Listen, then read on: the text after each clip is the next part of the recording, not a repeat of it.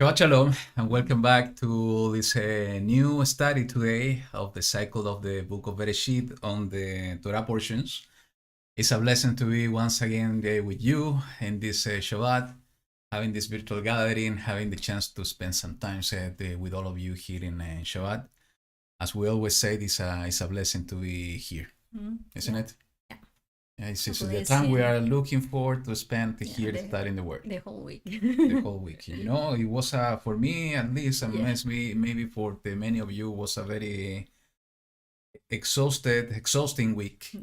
And I was personally waiting for Shabbat to have some rest, and also to start reading the Word. You know, sometimes in the week it's becoming very difficult to study because of the time constraints. So it is so good to have Shabbat, to spend time with Allah, and to start reading these portions and to study the Word. So, and also it's good to spend time with you all here in this family we have created, and it's so lovely and so much a blessing to be here.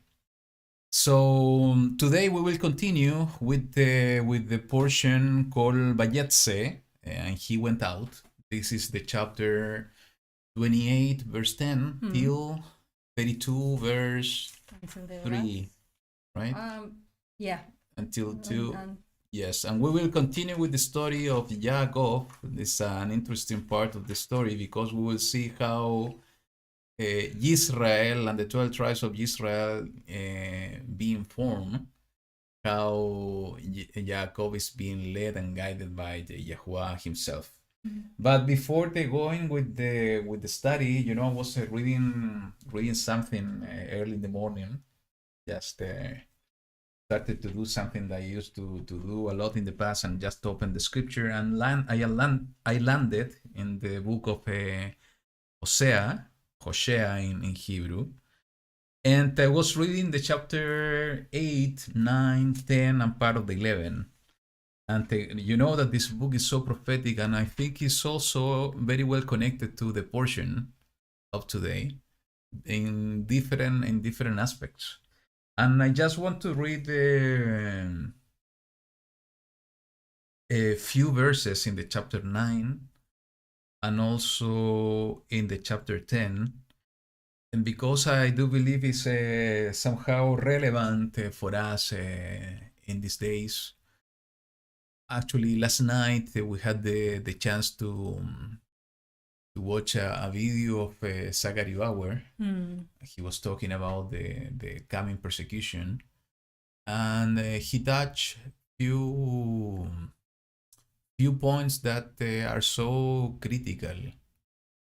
Actually, he was saying, and I will recommend you to take a look on his video, on the last one on his channel, because he said two important things: is that the persecution is coming, is coming ahead, and we know this because of everything that's going on in the world, all the changes that we are going through.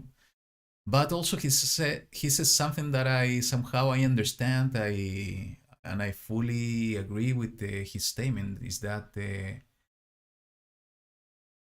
we don't want it, but I think we need persecution. And it's somehow sad to say it, because when persecution arises, you know, we're gonna be able to show what is really in our heart. You wanted to say something? No, and that means that if we are persecuted, is that we are in the right path. Yeah. Exactly, that's an important point. Yeah, if we are being persecuted because we're in the right path, that's true. But also he was saying is that he said that we need persecution. Why? Because we need to get out of a state of mind that we are in a zone of comfort, and we are not maybe serving YaHuWaH as we're supposed to do. Not only with the knowledge, but also with the action. Exactly. So I think this is exactly the situation of the world today, and the situation of his children.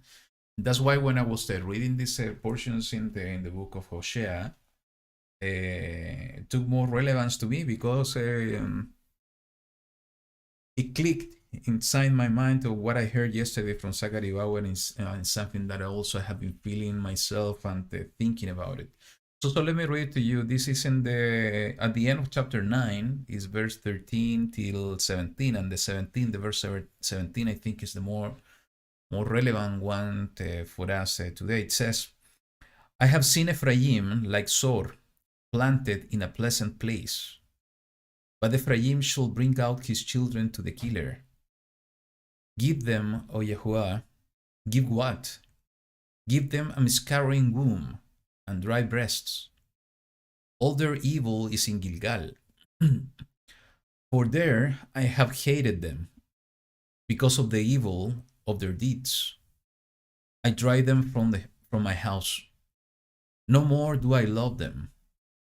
All the rulers are rebels. Ephraim has been stricken. Their root had dried up. They yield not fruit. Even if they bear children, I shall put to death the precious ones of their womb. And listen to this, because this is, I think, is somehow summarizing why YaHuWaH is saying all of this about Ephraim. It says the verse 17, My Elohim rejects them because they have not obeyed him, so that they become wanderers among the nations. Let me read again. It says, My Elohim rejects them because they have not obeyed him, so that they become wanderers among the nations. Obedience is so important, because somehow is connected to our actions and reflects what is in our heart. If we are serving him with our lips, or we are really serving him with the entire being. With our entire being, exactly. And going beyond that in the chapter 10, let me read from verse 9 till verse 13. It says the following, O Israel, you have sinned from the days of Givah. There they stood. The battle in Givah against the children of perversity did not overtake them. When I desire, then I bind them, and peoples shall be gathered against them, when I bind them for their double guilt. And Ephraim is a trained heifer, loving to thresh grain. But I myself shall pass over her comely neck. I put Ephraim to the yoke, Yehuda plows, Yaakov harrows for him. Sow for yourselves righteousness. And this is, is the counsel of Abba to Ephraim, and we are part of Ephraim, we are among the nations. Sow for yourselves righteousness. Reap according to loving commitment. Break up your tillable ground. It is time to seek YaHuWaH till he comes and rains righteousness on you. You have plowed wrongness. You have reaped unrighteousness. You have eaten the fruit of lying, because you trusted in your own way, in your many mighty men. So, today, and I think we were talking about this a few days ago. It was yesterday during lunch, with your dad, mom, and brother. Is that society today and people today, they like to trust in their own understanding. They like to trust in other people. They have totally forgotten Elohim. They have took him out of the picture. Exactly. Yeah, that's sad. So, and this is exactly what is written here. You have trusted, because all of this has happened to you because you trusted in your own way, because you have not obeyed Elohim. And the counsel of Abba is saying, sow for yourself righteousness. What Yahushua said is that seek first the kingdom of YaHuWaH and the righteousness of the kingdom. It says, reap according to loving commitment. Break up, and this is so how to say, so graphic. When we think on the agriculture, it says, break up your tillable ground. You remember the parable of the sower? The sower is that, the seed is going into the good field, the whole good soil, because it's going to increase and it's going to produce fruit. And that's the tillable ground. And this is something that we need to do day by day here in this ground. We are ground. He made us from the ground, from the soil. So in order to bring forth fruit, we need to do exactly what he's commanding us to do here. And in the way that it's ending is so beautiful and so strong in my ears. It is time to seek YaHuWaH. It is time to seek YaHuWaH till he comes and rains righteousness on you. And when that's going to happen, when he's going to rain righteousness on us, is when Yahushua HaMashiach is coming back and he's going to fill the air with his righteousness. It's like the flood. Rain and water was coming to the world, to the air. It was completely flood, it was completely with filled with water. So in this case, it's going to be water of righteousness. He's going to rain righteousness. It's written there. It's going to be like the flood. The air is going to be filled with righteousness from Abba. So just wanted to share this with you. I think it's relevant for today. And somehow, if you notice, it's kind of connected to the portion of today. So, we without more delays, let me share a song with you, and we are going to start the right way as we do with our portion of today. So, here we go.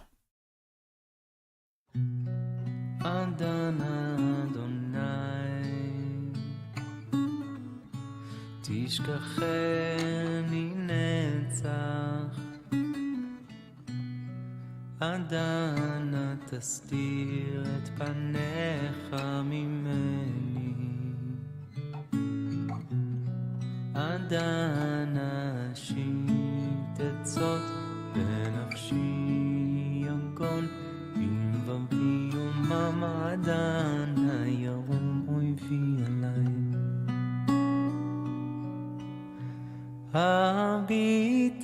הביטנני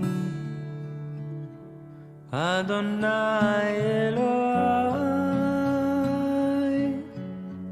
אדוני אלוהי, האיר עיני פן אישה המוות, פן יאמר אויבי יכולתי צרי יגילו, פן יאמר אויבי יכולתי צרי יגילו, כי אמות. אדנה אדוני תשכחני נצח, אדנה תסתיר את פניך ממני,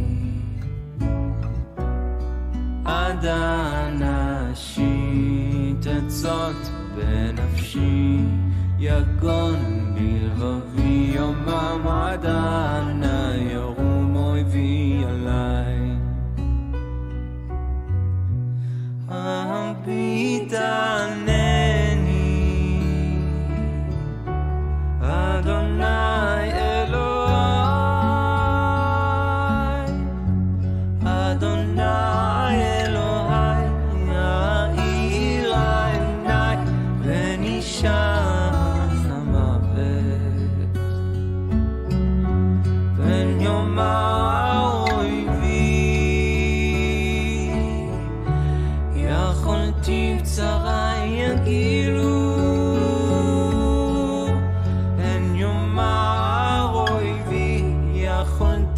צרה יגידו, כי אמות. ואני בחסדך, בחסדך בטחתי,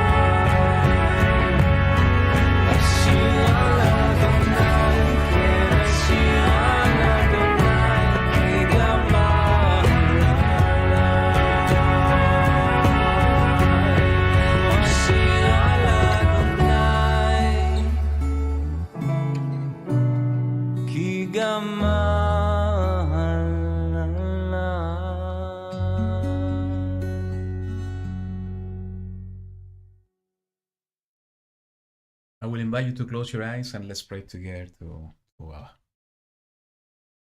Eloheinu. We want to give thanks to you in this moment, in this Shabbat, because of everything you do for us, for your people. Thank you, Abba, because even though sometimes we are not obedient to you, even though that we went astray a long time ago from you, with your mercy and your loving commitment, you have taken us back to your path, and you have opened a door for us to get into your covenant once again. And that door is your Son, Yahushua HaMashiach, who died for us. Thank you, Abba, because through him you give us hope of a new life, hope of your kingdom, hope of righteousness here in this world. And though sometimes it could scare us and then feel some fear of what's coming ahead, we know that our fear needs to go to you only, because you are the owner of everything. And every time that we are with you and we are under shadow, we have nothing to fear.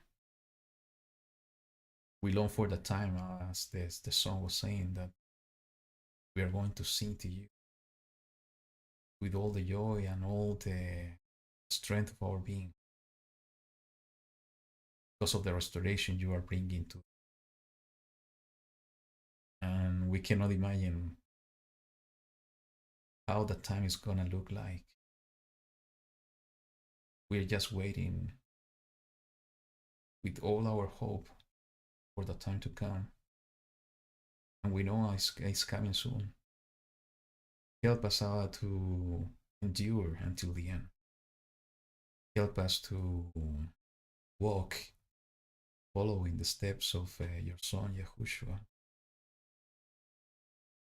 Help us to be obedient to your covenant and to your eternal instructions.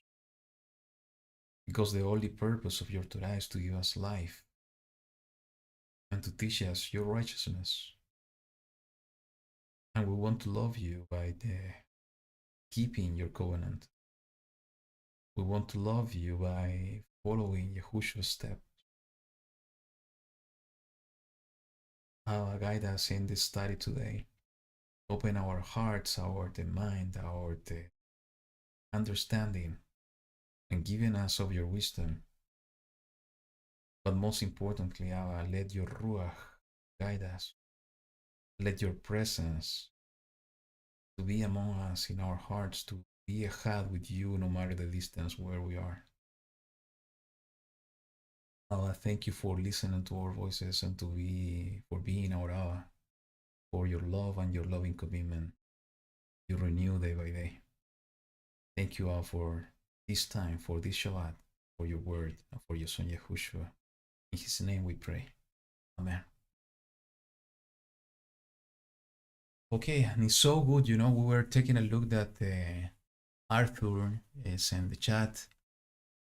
And, Lillian was telling me that she was a little bit concerned and worried about them. But it's good that we see them. What happened? No? You felt something special? Sometimes happen to me as well. So, we feel so connected to Allah when we do these kind of things, these studies, and we feel so connected to all of you. And, I was telling Lillian that I just picked the song without even listening. And it was so to the point to what we were talking about. Is that I think we have that eagerness inside us, within us, that to be on the time, especially when we see everything that's coming and everything that's happening in the world. Keeping the youth and the children somehow protected of what's happening is difficult. And even for ourselves to be set apart for everything that's happening in the world is not an easy task. And that's why, every time that we are able to enjoy Shabbat and every time that we're able to see the promises of YaHuWaH, is that we need to hold that really fast and with all our strength, right? Okay, so let's begin. Let's put the Parsha in 60 seconds, and then we're gonna start sharing what the Ruach is bringing to us. We just read the portion a few minutes before, or an hour before this broadcast. So we have nothing that much prepared, but sometimes it's better to do it like that. We will read it together, we will study together here online, and let's see what the Ruach is bringing to us. So let's play the Parsha in 60 seconds, and we will begin. Shalom and welcome to Parsha in 60 seconds. Today's portion is from Genesis 28:10-32:3. It is called Vayetze, which means, and he went out. Jacob was on the run. While using a stone for a pillow, he dreamt about a ladder to heaven, with angels ascending and descending. God stood beside him and made a promise. Jacob arrived at Haran. When Jacob saw Rachel, he chucked a huge stone from the well's mouth, watered Laban's sheep, kissed Rachel, wept like a baby, and told her that they were related. Laban had 2 daughters. The eldest, Leah, had weak eyes, while the younger, Rachel, was beautiful. Jacob worked 7 years to marry Rachel, but on their wedding night, Laban gave Jacob the slip and gave his older, less attractive daughter Leah. So Jacob worked another 7 years and married Rachel as well. Leah was very fertile, and Rachel was barren. Many babies and way too much drama later, Jacob was thinking about moving home. Jacob had been scamming Laban in the sheep business, and Laban eventually caught on. Jacob tried to leave secretly with all the possessions, but was caught. After a long confrontation, Laban and Jacob decided to make a covenant not to harm each other. When Jacob left, the angel of God met him. And that is Vayetze in 60 seconds. So it seems that Leah has the very weak eyes, according to this portion. Okay, this is so funny. So let me put the scripture on the screen, and let's begin. So let's go to Jeremiah. Sorry, very shit. Maybe something is. Yeah, there's something in Jeremiah most probably we can talk about. I was reading about that before the broadcast. And so let's begin. You want to read it? Okay. Let's start in the chapter 28, verse 10. It's just 12 verses. Let's read it entirely, and we can make some comments here. Okay. And Yaakov went out from Beersheba and went toward Haran. And he came upon a place and stopped over for the night, for the sun had set. And he took one of the stones of that place and put it at his head. And he lay down in that place to sleep. And he dreamed, and saw a ladder set up on the earth, and its top reached to the heavens, and saw messengers of Elohim going up and coming down on it. And see, YaHuWaH stood above it and said, I am YaHuWaH, Elohim of Abraham, your father, and the Elohim of Yitzchak. The land on which you are lying, I give it to you and your seed. And your seed shall be as the dust of the earth, and you shall break forth to the west and to the east, and to the north and to the south. And all the clans of the earth shall be blessed in you and in your seed. And see, I am with you, and shall guard you wherever you go, and shall bring you back to this land. For I am not going to leave you until I have done what I have spoken to you. And Yaakov awoke from his sleep and said, Truly YaHuWaH is in this place, and I did not know it. And he was afraid and said, How awesome is this place! This is none other than the house of Elohim, and this is the gate of the heavens. And Yaakov rose early in the morning and took the stone that he had put at his head, set it up as a standing column, and poured oil on top of it. And he called the name of that place Bethel. However, the name of that city has been Luz previously. And Yaakov made a vow, saying, See, Elohim is with me, and has kept me in this way that I'm going, and has given me bread to eat, and garment to put on. When I have returned to my father's house in peace, and YaHuWaH has been my Elohim, then this stone which I have set as a standing column shall be Elohim's house, and all of that you give me, I shall certainly give a tenth to you. I remember you have something very beautiful to share, but I just want to I just want to do a kind of recap of what we were reading last week, and I think Jacob was in a kind of difficult situation here.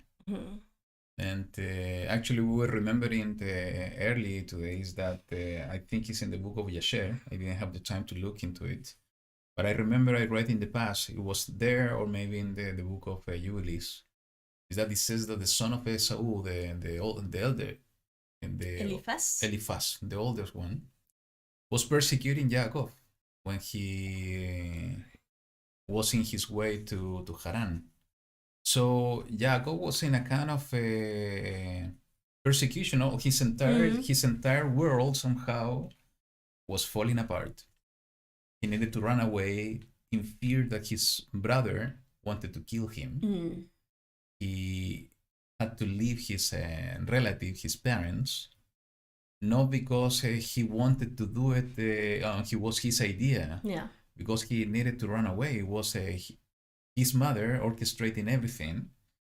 And actually, if you will remember the portion last week, they put all this situation that it was true actually, about Jacob leaving in order to avoid him to take a wife from the daughters of Canaan. Yeah. But the real reason of Rivka of doing this is because she wanted to save him from the hands of Esau. So his world was falling apart. He was going to the unknown. He was in a place that he didn't know.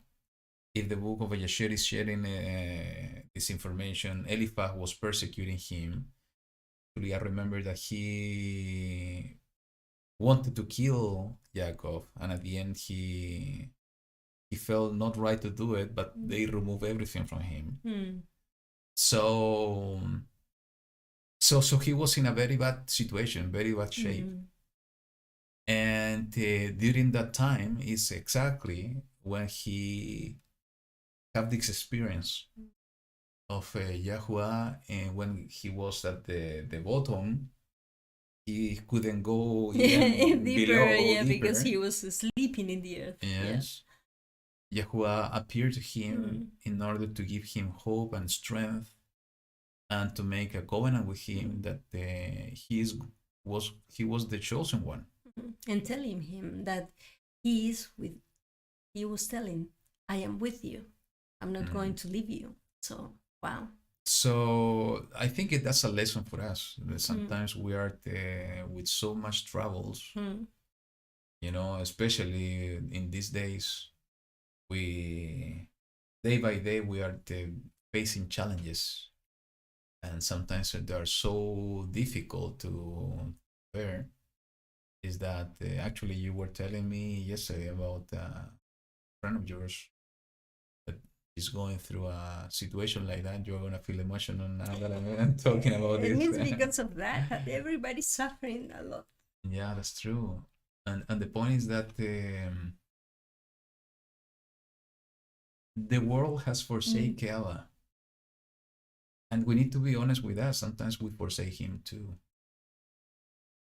And when we are going through difficulties, we try to solve things by our own means instead of going through to him.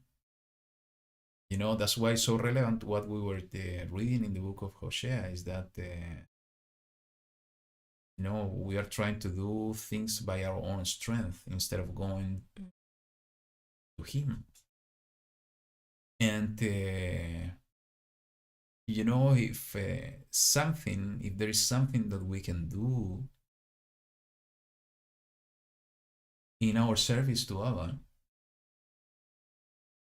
and if we really want to understand what becoming a light in the world means, in this time, I think it's exactly in this. It's just to reveal Allah and reveal Elohim to the people. It's to reveal to those that are going through difficulties in the same way that we see Jacob happening or going through in this portion. and to let them know YaHuWaH, that they can rely on him, that he is real, that every time that we get closer to him, he's there to help us if we really do it with our heart. And this is exactly what happened to him here. Because we know that we are going to face difficult times, but it's so different to also know that He's with us. That is the difference. That we are going to have our heart in His hand, so that He's taking care of us. So, it's so beautiful in the way that he saw it. Then I will remember something that happened here also, and YaHuWaH was speaking to one of his disciples. And this is in the book of John. It's in the book of John, chapter 1, verse 51. And let's read from 47 onward. It says, and YaHuWaH saw Nathanael, this Nathanael, coming toward him, and said of him, see, truly a Israeli, in whom is no deceit. Nathanael said to him, from where do you know me? YaHuWaH answered and said to him, before Philip called you, when you were under the fig tree, I saw you. Nathanael answered and said to him, Rabbi, you are the son of Elohim. You are the sovereign, the Melech of Israel. YaHuWaH answered and said to him, because I said to you, I saw you under the fig tree, do you believe? Greater than that you shall see. And he said to him, truly, truly, I said to you, from now on you shall see the heaven opened, and the messengers of Elohim ascending and descending upon the Son of Adam. And this is a direct reference to exactly what we saw here on the experience of Yaakov. I think you should share what you were telling to me. I think it's an interesting word. Yeah, we're two different aspects. One was if we can recall maybe something that it was similar, but opposite at the same time, about having a connection with the heaven. And I was asking you, what do you think about if you can recall something that, and you mentioned one thing that I didn't thought about that. You mentioned about the experience that Israel later had in Sinai. And the connection that they have, the presence there of YaHuWaH. And He was there pouring out all His love, all the instruction, all the words, and how we could live at the end blessing, a lot of stuff. It set them apart. So it was so beautiful, and I haven't seen that before. And then when I was taking something, and it was mentioned that this is the complete opposite. But it's interesting that the other opportunity when we can see in the scripture something similar is when the men of that time were building the Tower of Babel. But what are the opposite situation is that this Tower of Babel was with the purpose of reaching there, to reach where the Elohim was dwelling. And it was a work that they were doing by their own hands. What is the opposite aspect here is that this is made in heaven, the dream, the vision that Yaakov had. And maybe it was something that his eyes were open. Maybe there are some places very special, or some moments in life when you can see that connection that is coming from heaven. And that where you can feel that is descending something from Abba. He is saying about messengers.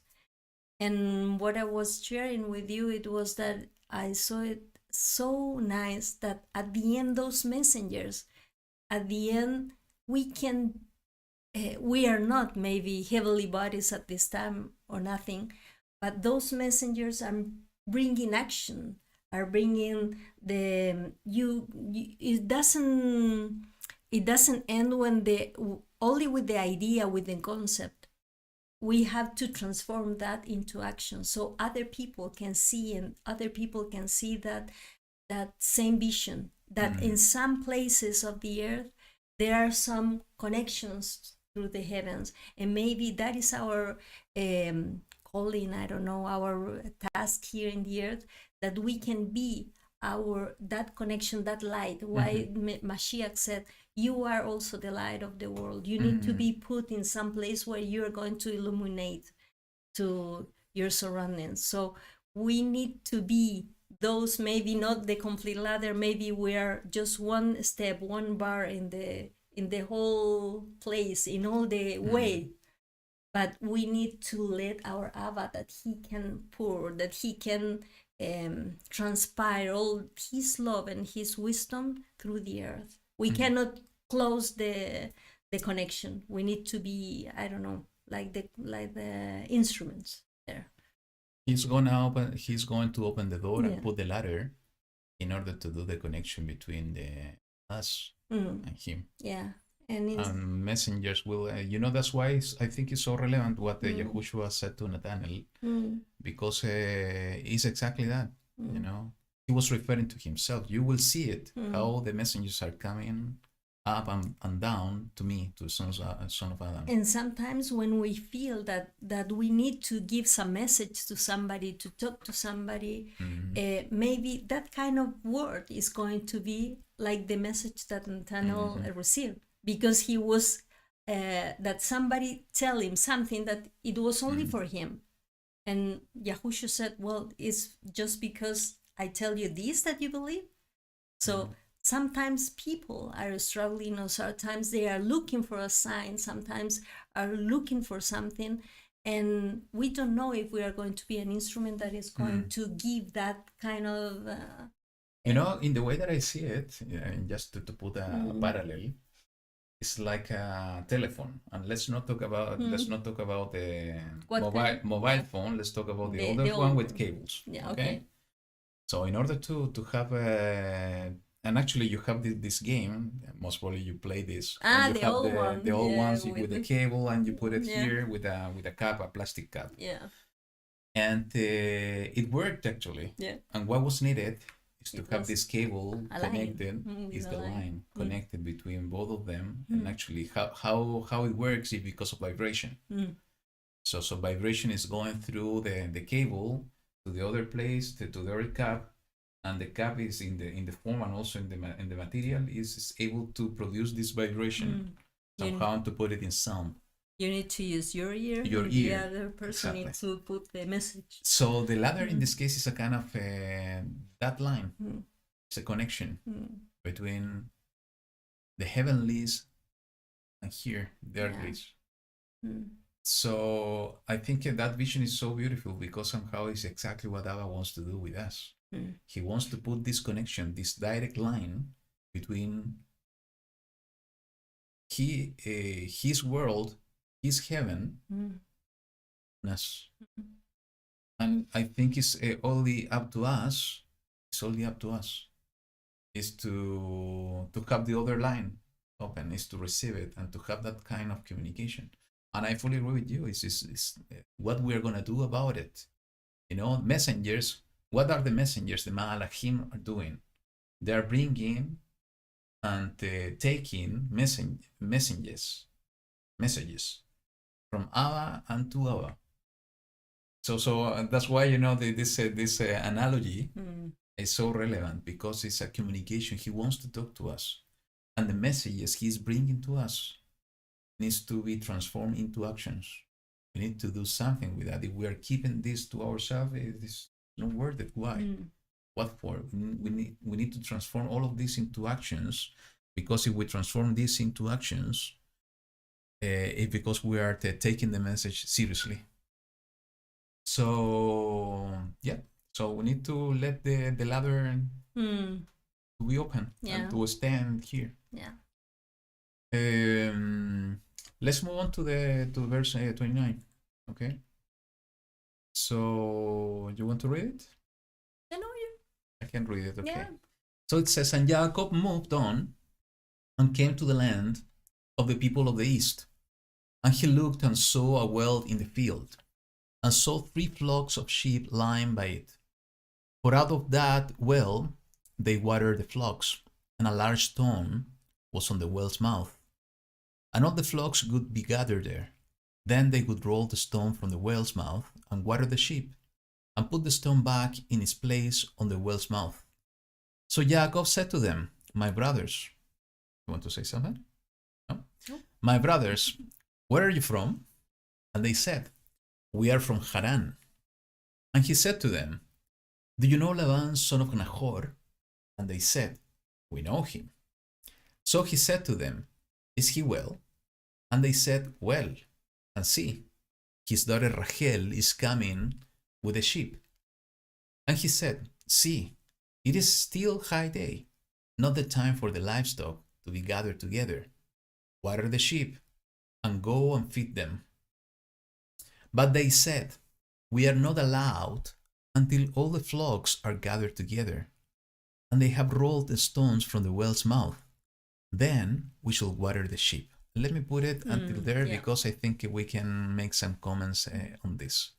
You know what I find relevant and thinking prophetically speaking is exactly what they answered him. What these people answered Yaakov. They said, we are not allowed until all the flocks are gathered together. There is a time for the flocks to be gathered. It's not at any time. It's a specific time. Yeah. And that this is so relevant to the plan of YaHuWaH. You know, we know that we are going to be gathered from the four corners of the earth. But this is a specific time that we don't know. Most probably, you know, we study deeper on the meanings and the examples in this case of the flocks and also the agriculture. We're going to be able to understand the season and when this is going to happen. But the right time, we are not going to know it. It's only Abba. But just the fact to know that the gathering, the regathering, is to be done in a specific time, you know, that should keep us awake. This is exactly, and sorry, I'm just connecting points, is exactly what in some of the parables of Mashiach, when he was talking about the owner of a house that he's going to a feast, and the servants are waiting for him. Yeah. And some servants were thinking, you know, he's delaying his coming, so he went to have feast or to sleep and so on. And the bottom line of the parable is that we need to be awake all the time, waiting, because we don't know when the owner of the house is coming.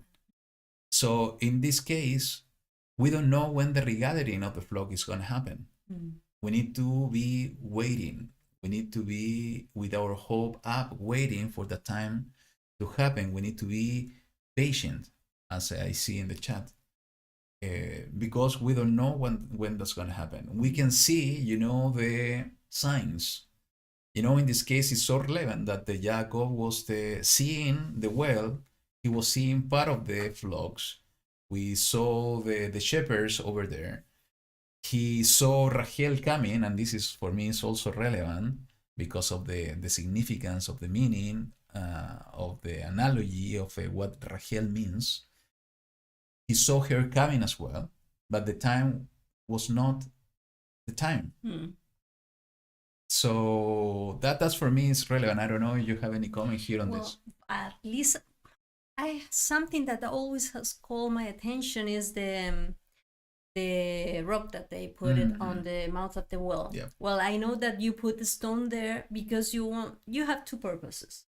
You have a purpose to keep it pure, that nothing else is going to contaminate it. And maybe also to avoid a kind of accident. Yep. Imagine what happened if somebody fell on that. And even an animal or a person. They cannot go out and they're going to die there. So, and we always have related the rock with Yahushua. Yeah. So he has a purpose. He's going to be there, and there is a time for him. And it says that the regathering must be done first.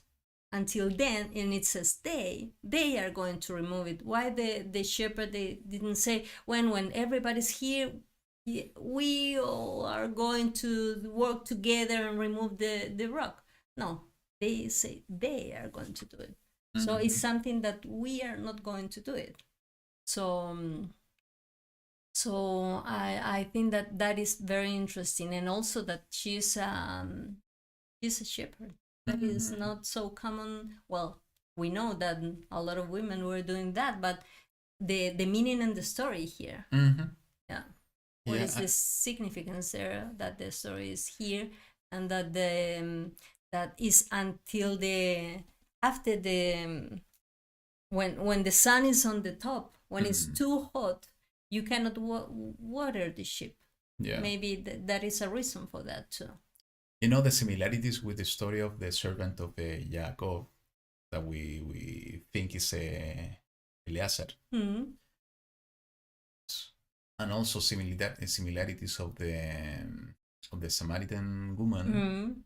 You know, the three stories are quite similar in some aspects, and they're fully connected between themselves. And you know, when let's read a little bit more, and I'm gonna comment something.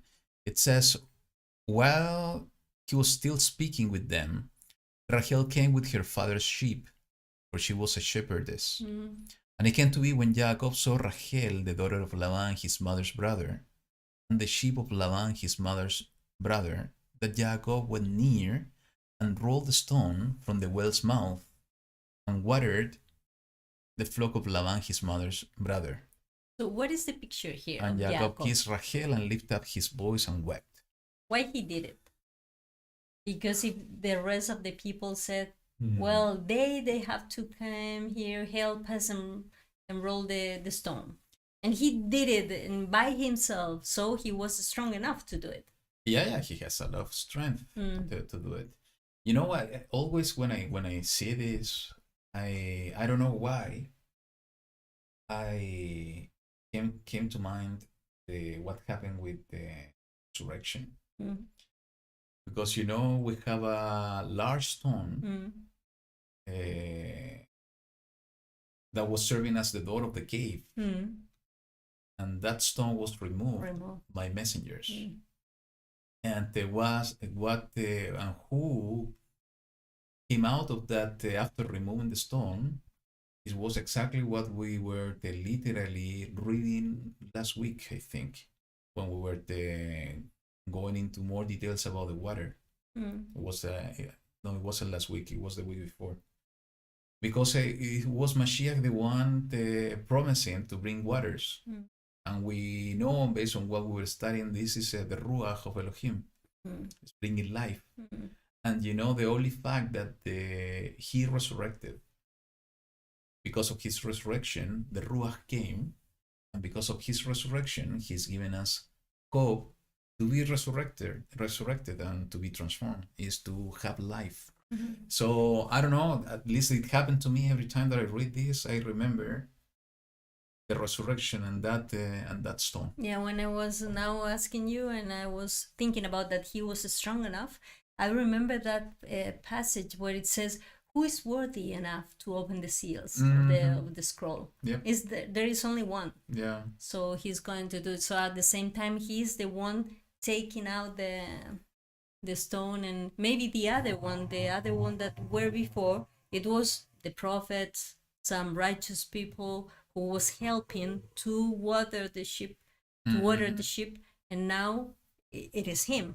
Yes. Yeah. So For a specific group that he was waiting, that is going to have a very tight relationship with him. And and that's the point. It's you know, going to be the wife. He did it. Yeah, he did it because he saw Rachel and the sheep. And what's the because he didn't do it for the group of people who was before. What's the picture of Rachel? And let's read it, because I think this is important, especially now we're talking about this. It's not in Jeremiah, no? No, it's in YaHuWaH. Okay. Yeah, Isaiah, and we're going to read Jeremiah anyways. I think it's the chapter 54. And if you hear some background noise, sorry for that, but our neighbor started to work with a drill. So, but nothing we can do about it. So it says in the verse 54, and we know we will read this that Rachel was also a barren. Remember this picture that we were reading about the barren woman and how Sarah, Rivka, and Rachel now, and the picture that she represents of New Jerusalem. It says, "Sing, O barren one, you who did not bear, break forth into singing and cry aloud, you who have not been in labor. For the children of the deserted one are more than the children of the married woman, said YaHuWaH. Enlarge the place of your tent, and let them stretch out the curtains of your dwelling. Spare not. Lengthen your cords, and strengthen your stakes. For you shall break forth to the right and to the left, and your seed inherit the nations, and make the deserted cities inhabited. Do not fear, for you shall be not put to shame, not hurt. You shall not be humiliated. For the shame of your youth you shall forget, and not remember the reproach of your widowhood anymore. For your Maker is your husband, YaHuWaH Sebaot is his name, and the set apart one of Israel is your Redeemer. He is called the Elohim of all the earth." So, what's the point? Rachel is a representation of what we are reading here is Jerusalem. And the only fact that she is coming with flocks is representing a specific time. Let me see if I save this one here in Jeremiah, because I think this is also relevant. It says, "Thus said YaHuWaH, a voice was heard in Ramah, wailing, bitter weeping, Rachel weeping for her children, refusing to be comforted for her children, because they are no more." And remember what we were reading I was sharing at the beginning in the book of Hosea about Ephraim. We know that Ephraim is coming through Joseph. Joseph is coming through Rachel. Yeah. So it's a kind of also a connection that we see there. Thus said YaHuWaH, "Hold back your voice from weeping and your eyes from tears, for there is a reward for your work, declares YaHuWaH, and they shall return from the land of the enemy." Flocks coming from the land of the enemy. "And there is expectancy for your latter end, declares YaHuWaH, and your children shall return to their own country. I have clearly heard Ephraim lamenting. You have chastised me, and I was chastised, like an untrained calf. Turn me back, and I shall turn back, for you are YaHuWaH my Elohim." So, let me go back. What I see here is the rock was removed when he saw that Jerusalem, with those peoples that were in another place, were coming back. We're approaching.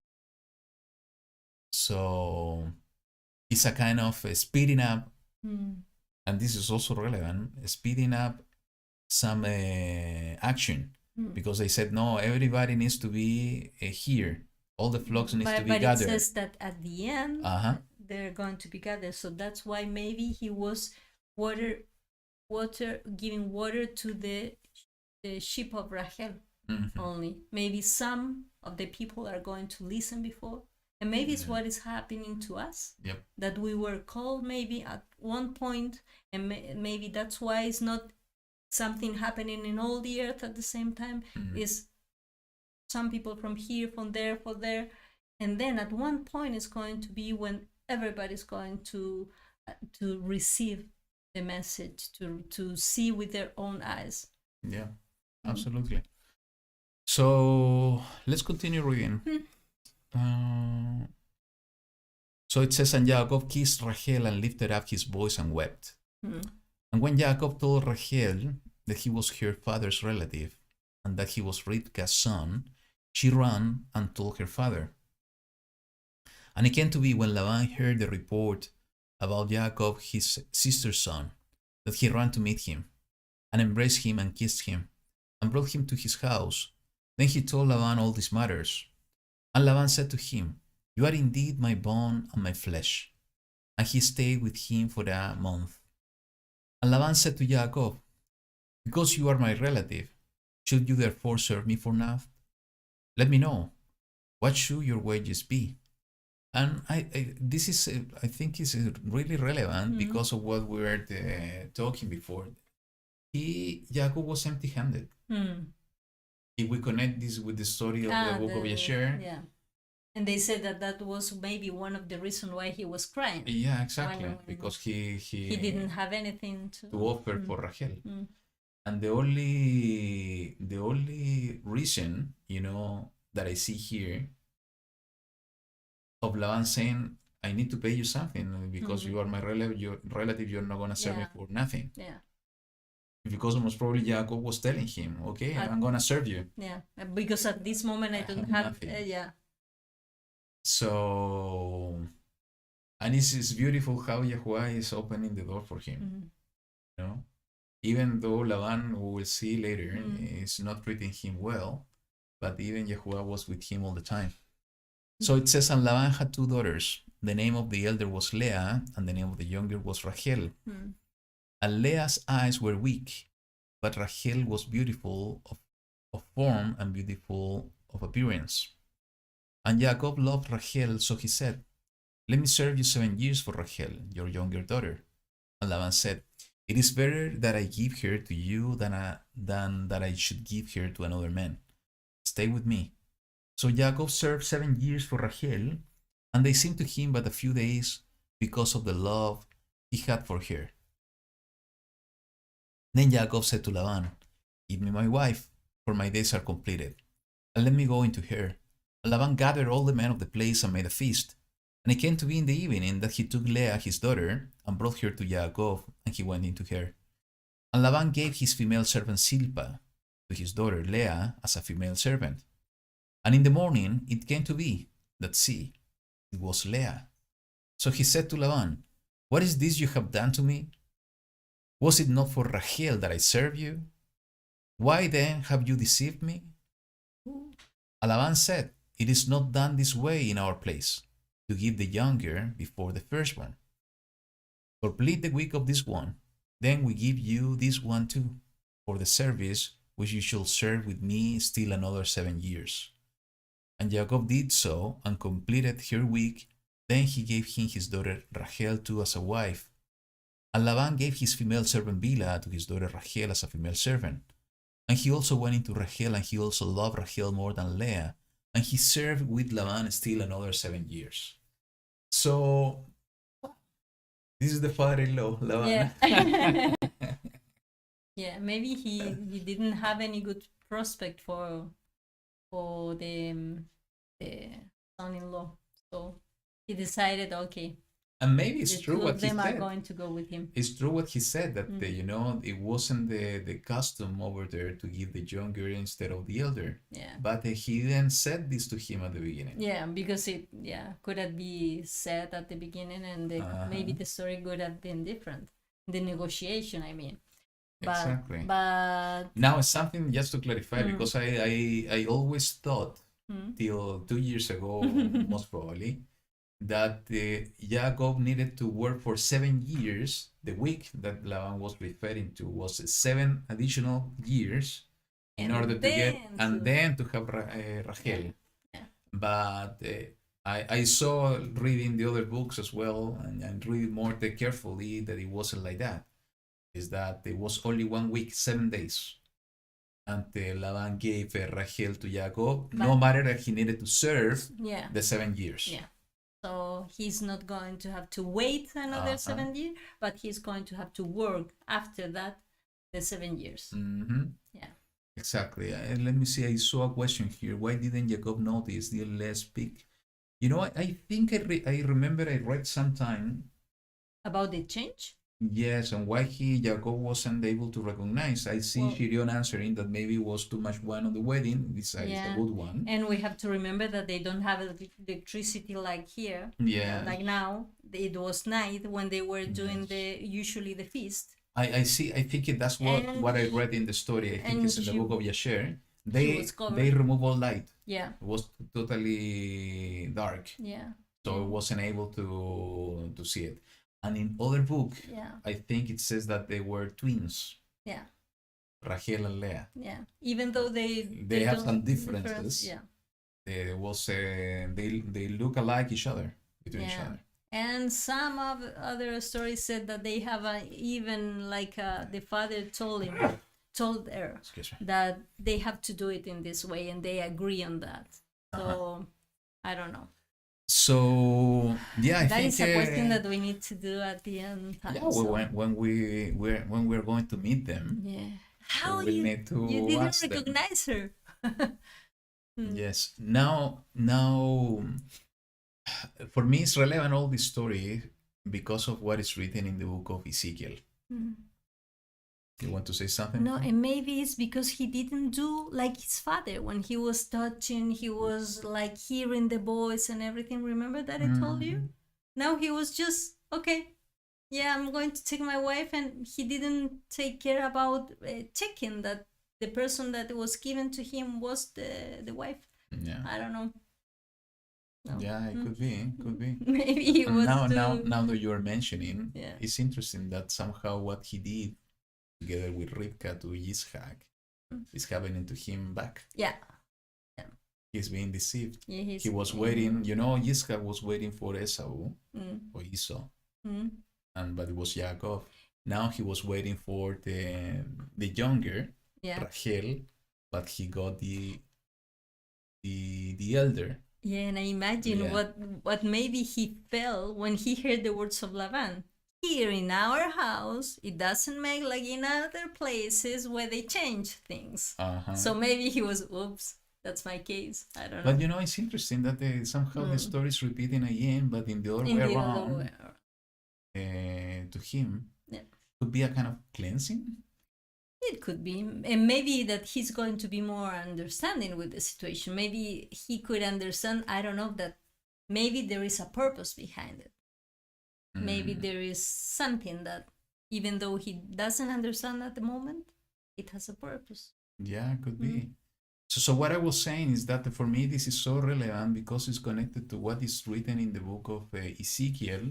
We're not going to read it completely, and I have been mentioned this I think recently, but I will invite all of you to read it again because Ezekiel chapter 23 is talking about two sisters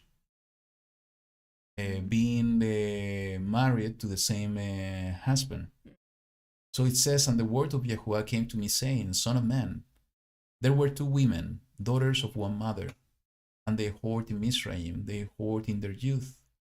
There their breasts were handled, and there their maiden nipples were squeezed.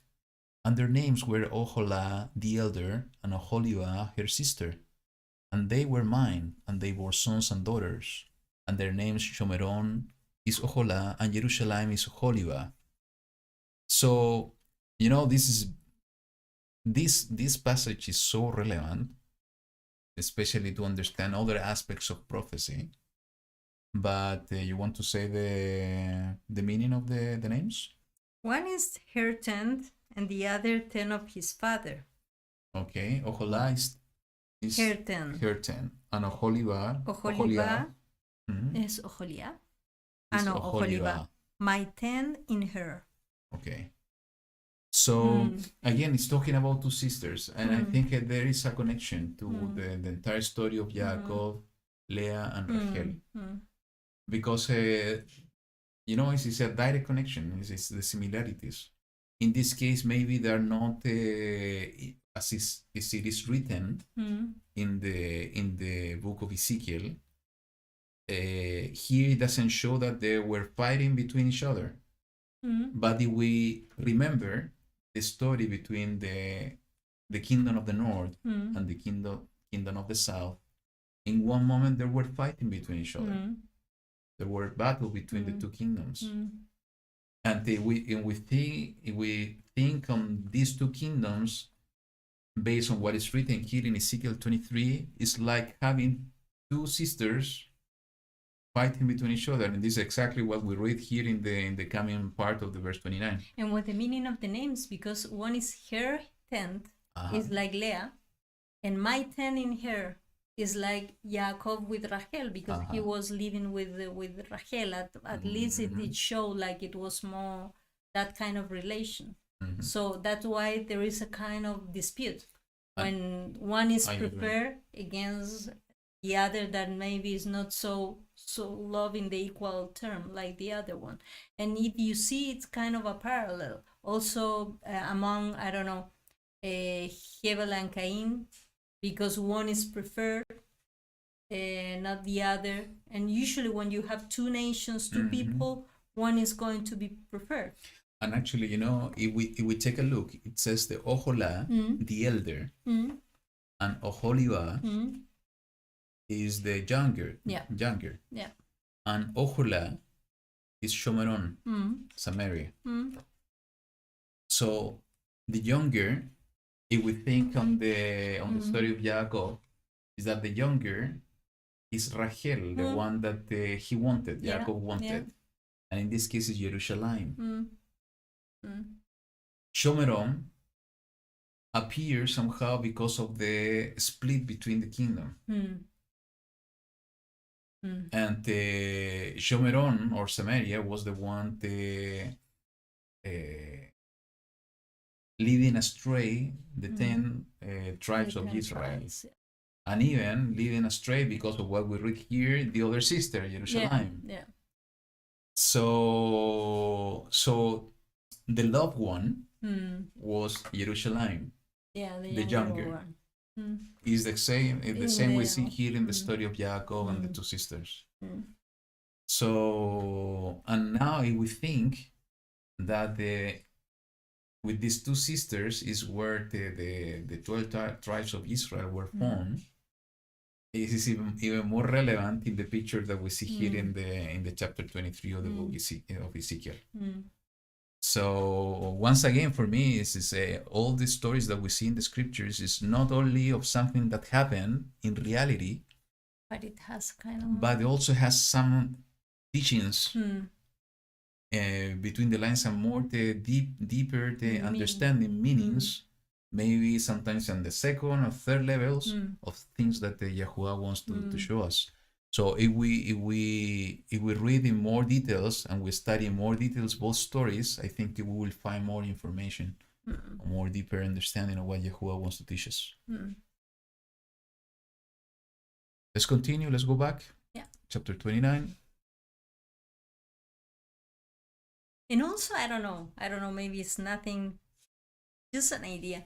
When we as a person, when we were like, we have like two versions. Maybe they're twins. Maybe we are twins in what aspect? We as a person, when we were before being called by YaHuWaH, we were one aspect. We were living in some way. And after we know him, we are transformed. And maybe the favorite or the love version of YaHuWaH is the second one. But we need to go into that process. I don't know, it's like Yaakov and then Israel. So like everybody, and Abraham and then Abraham. So like we need to go in the other level, like in the upgrade version. And maybe the upgrade version that is the second one is the one that is the favorite of YaHuWaH. I don't know. So it says, just to complete this chapter, it says, and YaHuWaH saw that Leah was unloved, and he opened her womb, but Rachel was barren. And Leah conceived and bore a son, and she called his name Reuben. And she said, for YaHuWaH has looked on my affliction, because now my husband is going to love me. And she conceived again and bore a son, and said, because YaHuWaH has heard that I am loved, he gave me this son too. And she called his name Shimon.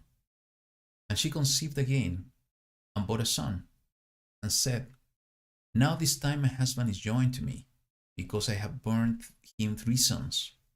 So his name was called Levi. And she conceived again and bore a son, and said, now I praise YaHuWaH. So she called his name Yehuda, and she ceased bearing. What do you see here on the, they were competing. We don't see yet on Rachel. Actually, let's read this one in the chapter 30 and we can comment here. It says in the chapter, let's read till verse 4. And when Rachel saw that she bore Jacob no children, Rachel envied her sister and said to Jacob, give me children, or else I'm going to die. And Jacob's displeasure burned against Rachel, and he said, am I in the place of Elohim, who has withheld from you the fruit of the womb? And she said, see, my female servant Bilhah, go in to her and let her bear for me, and let me be built up. from her as well.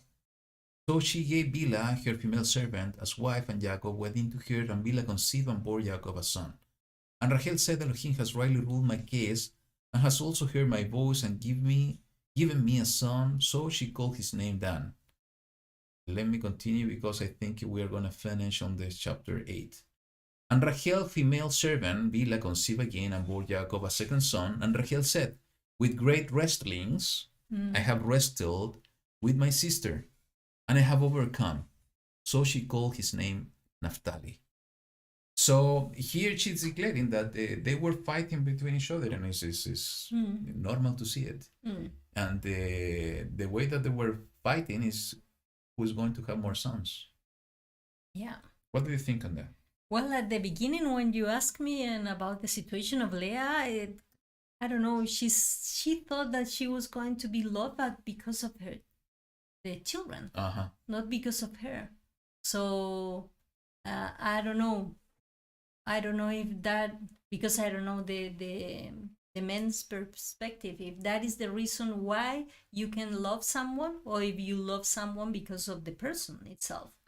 So I think that in that kind, I don't know, of analysis, I feel sorry because of Leah, because she thought that she was not important as a person.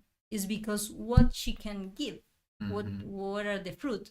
But on the other hand, and I see that is the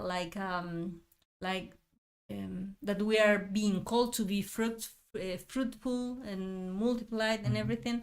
Yeah, maybe it's a blessing. So she was comparing in that case with Rachel, and I don't know, and I think that maybe since Rachel was receiving all the love from Jacob, it was not just, how do you say, it's not fair that she was receiving everything. So that's why maybe she was not having a son at the same time.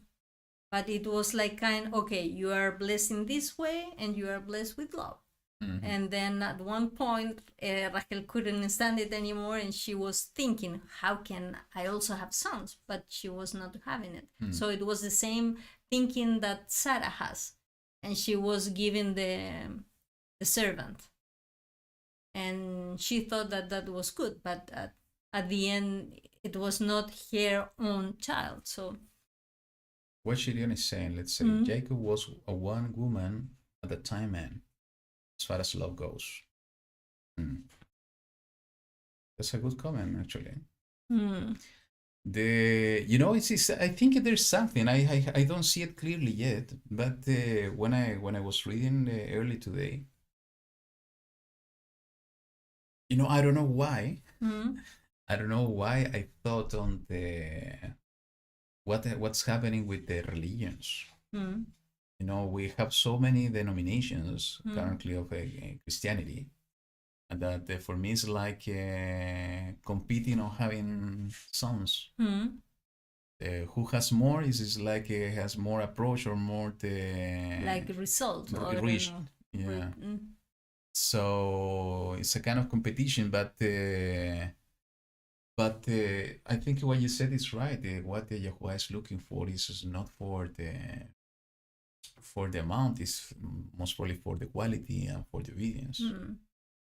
So I think I don't see it clearly, but I do believe that there is more on this thing of why is bringing more, and I think what Paul Shaul is saying when he's doing this comparison between the barren woman and the married one, and he's revealing that the barren one is a Jerusalem, the heavenly one, and the married one is the earthly Jerusalem, is that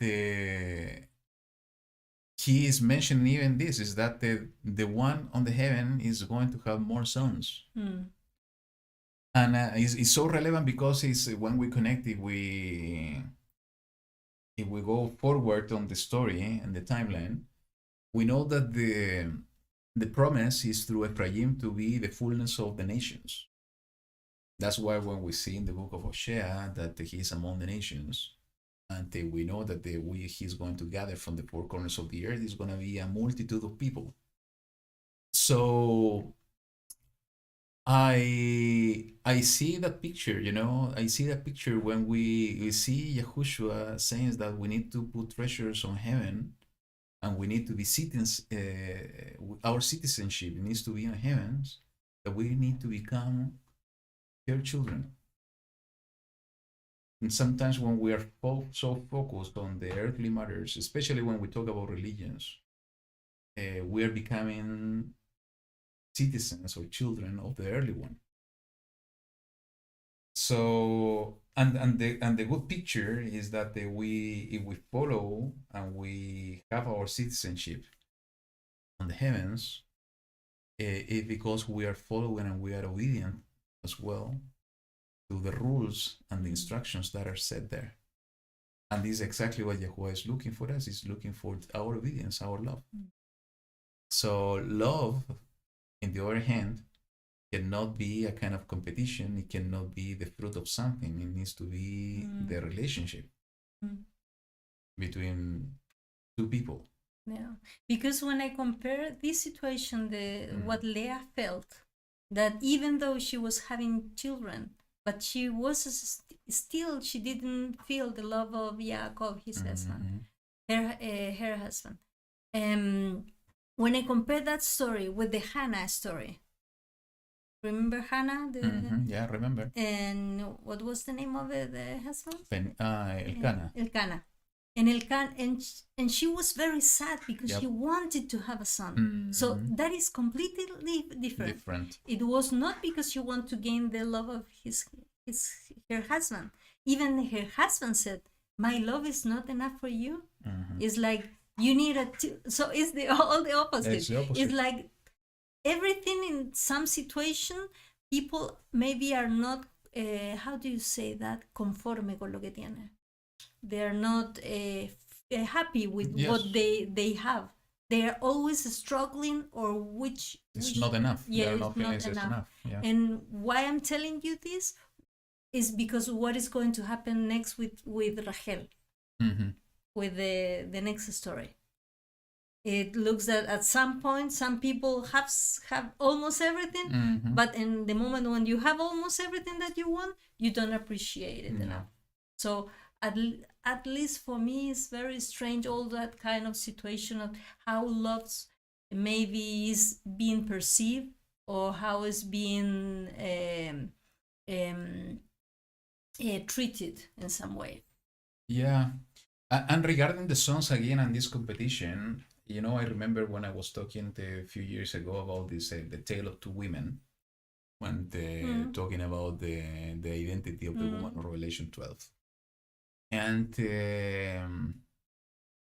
when we see through when we see this story and the relevance of this story through the understanding of the tale of the two women, I think it's so relevant to what's happening today.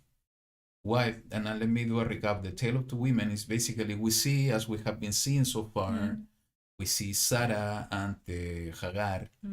One was barren, the other one no. We see Rika was barren, but it wasn't the case of the tale of two women. But we see here Leah and Rachel. What you said is Hannah and Penina.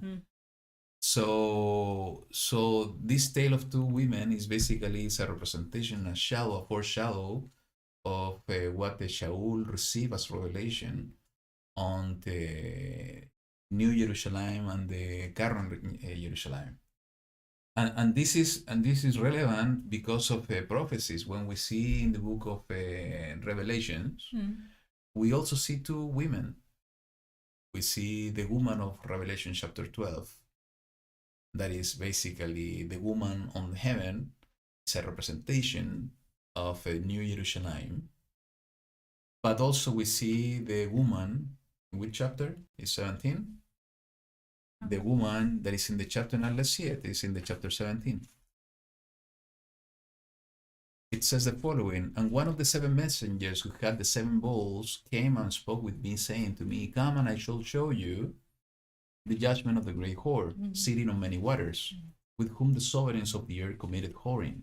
and the inhabitants of the earth were made drunk with the wine of her whoring. And he carried me away in the spirit into the wilderness, and I saw a woman sitting on a scarlet beast covered with names of blasphemy, having 7 heads and 10 horns. Then again. And the woman was dressed in purple and scarlet, and adorned with gold and precious stones and pearls, holding in her hand a golden cup filled with abominations and the filthiness of her whoring, and upon her forehead a name written, a secret, Babel the Great, the mother of the whores and the abominations of the earth. And I saw the woman drunk with the blood of the set apart ones, and with the blood of witnesses of YaHuWaH. Having seen her, I marveled, greatly marveled. So we see also, coming on the tale of 2 women, seeing what's happening between Rachel and Leah, we see this happening once again and continue happening at the end times. 2 women, Revelation 12 and Revelation 17. And if we go deeper, and I haven't shared this this study in years, and I'm gonna mention directly now, is that Revelation 12 portrayed New Jerusalem. The woman of Revelation 12 is New Jerusalem. The woman of Revelation 17 is Jerusalem of today in this world. And there's multiple ways to confirm this through the scriptures, that this mystery Babylon is this whore, the mother of whores, is Jerusalem of today. And let me put it just to give an example of this, and maybe we'll need to go and show evidences in the scripture in another moment, just to put some arguments on why I'm saying this and why I believe so. But the cradle of most of the big religions of today is coming from there. When you go and visit there, you see the abomination that's happening, and we were sharing this a few weeks ago, if you remember. So imagine and put this picture about the sons that we were talking. New Jerusalem is a small flock, almost having no children. And we're struggling in order to be part of the family. But the current Jerusalem has many children all over the world that they're not following the obedience of the laws and the instruction and the path, the righteousness, the path of righteousness of YaHuWaH. So that's why, they were competing somehow, and the one from the world is competing in order to get, as we see here, the inhabitants of the earth were made drunk with the wine of her whoring. So the children, her children, are so more, but they are drunk with that wine of abominations and unrighteousness, as we were reading also in Hosea. So I think this tale of 2 women is so important and it's so relevant, especially in the days that we're living, is that we need to see it with open eyes in order to give us an additional strength that we belong to that one, the heavenlies. I don't know. I think it's relevant. It's important to keep it in mind. So let's go back. 29? I know it's 30. So it's here. 9. You want to continue reading? Okay. And Leah saw that she had ceased bearing, and she took Zilpah, her female servant, and gave her to Yaakov as wife. And Leah's female servant Zilpah bore Yaakov a son. And Leah said, Fortune comes. So she called his name Gad. And Leah's female servant Zilpah bore Yaakov a second son. And Leah said, I am happy, for the daughters shall call me happy. So she called his name Asher. And Reuben went in the days of wheat harvest, and found apples in the field, and brought them to his mother Leah. And Rachel said to Leah, Please give me some of your son's apples.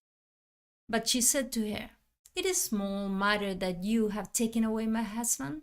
Would you take away my son's love apples too?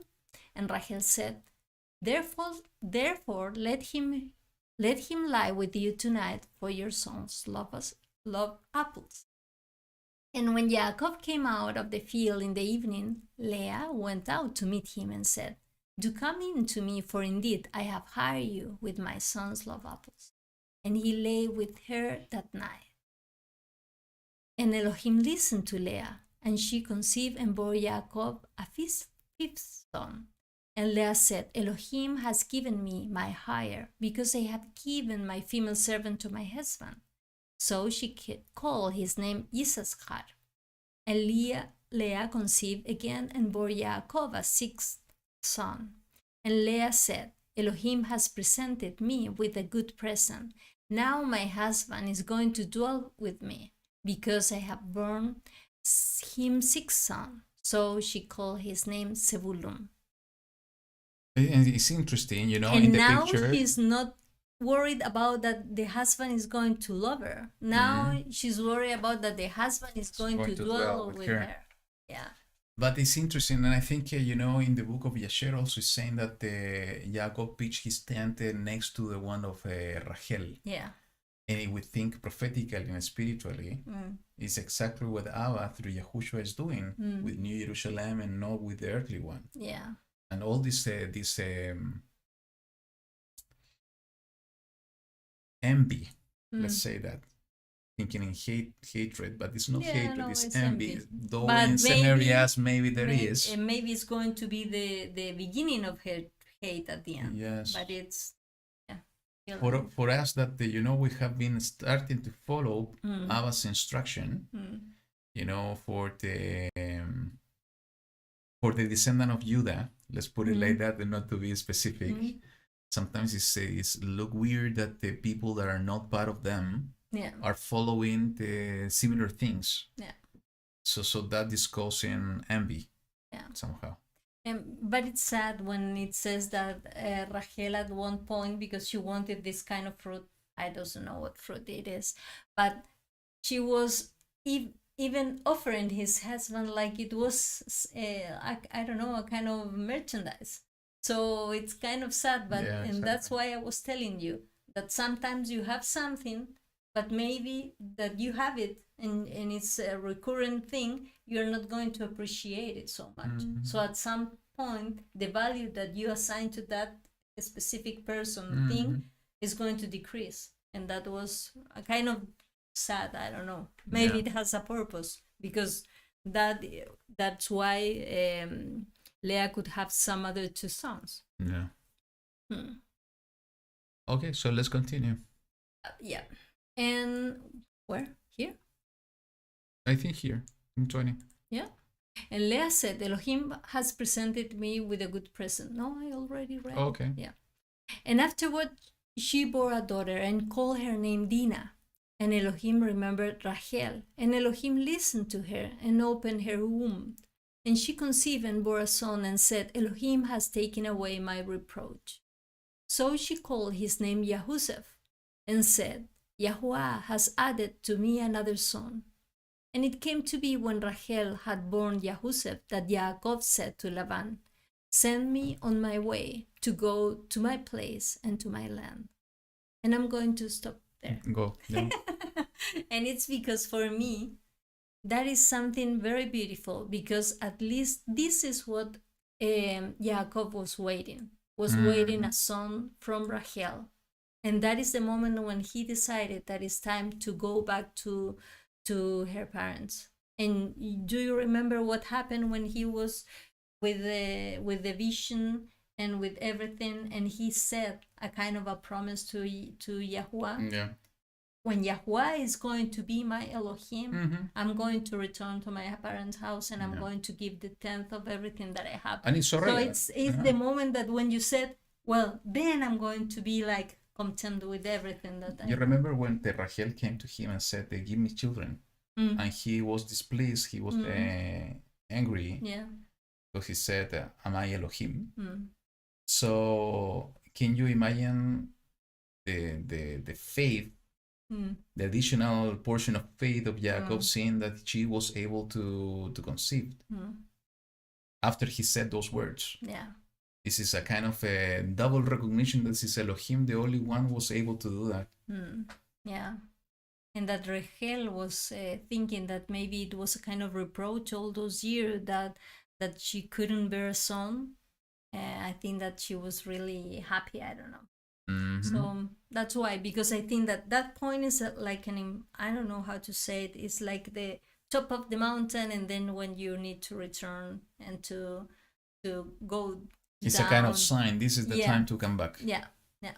For me, at least, always when I read the story, I feel that was the sign that Yaakov was waiting, having a child from the woman that he loved. Yeah. Let's continue. Okay. Yeah. Here? Yes. Okay. Give me my wives and my children for whom I have served you, and let me go, for you yourself know my service, which I have done for you.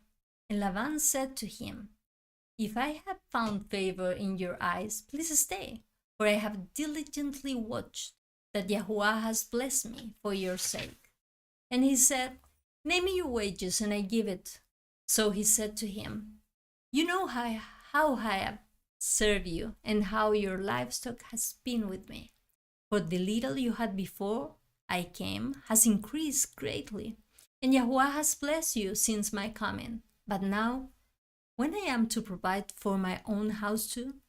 And he said, what do I give you? And Yaakov said, give me nothing. For if you do this for me, I shall again feed and guard your flocks. Let me pass through all your flock today, removing from there all the speckled and spotted sheep, and all the black ones among the lambs, and the spotted and speckled among the goats. And these shall be my wages. And my righteousness shall answer for me in time to come, when you come concerning my wages. Everyone that is not speckled and spotted among the goats, and black among the lambs, it is stolen if it is with me. And Laban said, see, let it be according to your word. And on that day he set aside the male goats that were speckled and spotted, and all the female goats that were speckled and spotted, every one that had some white in it, and all the black ones among the lambs, and gave them into the hand of his sons. And he put 3 days' journey between himself and Yaakov. And Yaakov fed the rest of Laban's flock. And Yaakov took for himself rods of green poplar, and of the almond and chestnut trees, heel white stripping them, and exposed the white which was in the rods. And he set the rods which he has peeled before the flocks in the gutters, in the watering throughs, or throats, I don't know how to say that. I think it's Throughs, where the flocks came to drink, and they conceived when they came to drink. So the flocks conceived before the rods, and the flock brought forth streaked, speckled, and spotted. And Jacob separated the lambs, and made the flocks face toward the streaked, and all the black in the flock of Laban. But he put his own flocks by themselves, and did not put them with Laban's flock. And it came to be, whenever the strong ones of the flock conceived, that Yaakov placed the rods before the eyes of the flock in the gutters, so they could conceive among the rods. But when the flocks were weak, he did not put them in, so the weak ones were Laban's, and the strong ones Yaakov's. Thus the man increased very much, and had many flocks, and female and male servants, and camels and donkeys. Very interesting. Actually, I caught one of the comment of I think it was Shirion. Is here interesting that the speckled and dark ones were the less desirable. And I remember I had a note. Usually it's when you use the skin. Yes. Yep. Let's go quickly to the book of Matthew, YaHuWaH, chapter 9, verse 11. Let's read the verse 9. And as Yahushua passed on from there, he saw a man called Matityahu sitting at the tax office. And he said to him, follow me. And he rose and followed him. And it came to be as Yahushua sat at the table in the house that see, many tax collectors and sinners came and sat down with him and his taught ones. And when the Pharisees saw it, they said to his taught ones, why does your teacher eat with tax collectors and sinners? And Yahushua, hearing this, said to them, those who are strong have not need of a physician, but those who are sick. So, when I see this story, and just connecting to the comment of Shirion, is that this is exactly what Yahushua came for. Came for those with the spots and sickness and with sin, in order to give them the opportunity to become a new person, to born again. And this is exactly what I see here in this picture. Even when in one of the parables of Yahushua, when he's talking about the net with the many fishes, it said that they're cutting, getting a lot of fishes in the net, and at the end the fishermen started to remove the bad ones and the good ones, and the explanation he's giving for this parable is exactly the fishermen are going to be the messengers at the last times. They're gonna remove the bad ones from the kingdom, and the good ones are gonna inherit the kingdom. So I think this is exactly a picture we see here. It's Yaakov with the desire to get out of the world, from the nations, and to come back to the land of the inheritance. And before doing that, separating the flock, the one that was going to belong to him from the one that belonged to Laban or to the world. And I just remember what Zachary Bauer said in his video yesterday. He gave an example. I don't remember exactly the example, but the people in Russia, I think, I don't know if it was true or was a story, I don't remember, that the military came with this group of people that they were studying the word. They started to threaten them. Okay, if you are gonna stand in your belief, if you are not gonna stand in your belief, get out of here, because we are gonna kill everybody else. And there is a lot of people that they decided in his story, decided to stand up and get out. But there was another group of people that decided to stay. And I don't remember exactly how was the end of the story. I think it was a kind of this military didn't kill the people. It was telling them, okay, just wanted to do this in order to separate the sheep from the goats. Yeah. And I see this exactly what's happening here in this story. It's a reflection. It's a kind of a correlation to that. Is that we need to be part of the chosen flock. And and even it's so beautiful that Yaakov was using a kind of miracle in order to reproduce more of those type of flock of animals.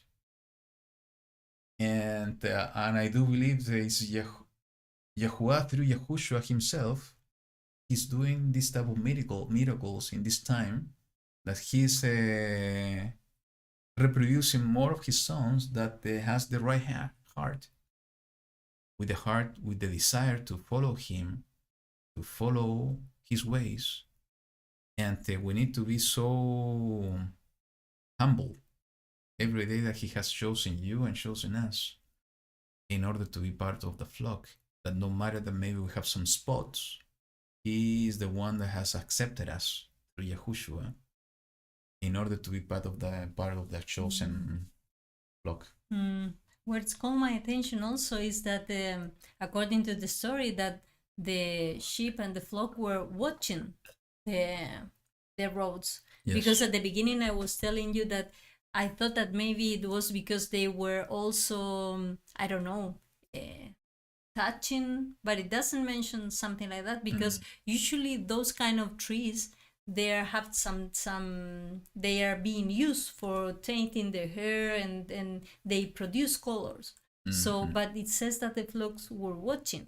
So when I read that, I'm also convinced and that it's so important to realize and to select what we are watching, where we are putting our focus, because that what we are looking can completely change our life.